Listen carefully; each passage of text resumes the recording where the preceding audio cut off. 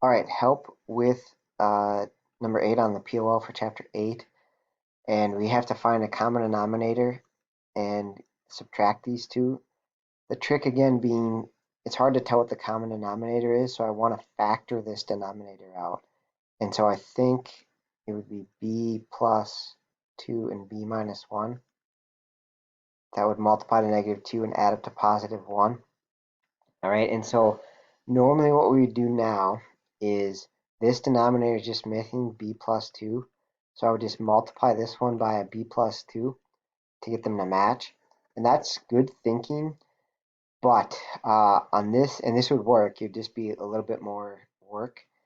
The trick is, and this comes up I think twice on this test actually, is if you realize up top here, this one you can factor it, and I think you get b minus 4 and b plus 2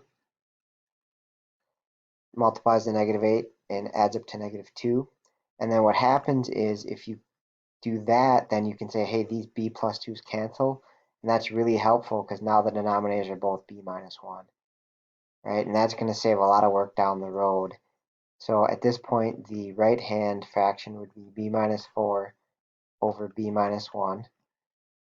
And then the other one would be 6 over b minus 1. And now they're both b minus 1.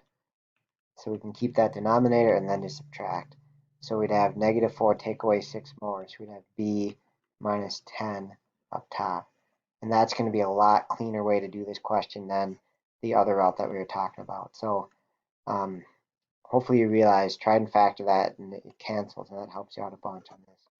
All right, hope that helps. Please reach out. I can do it the other way if you want. It just ends up being a little more work.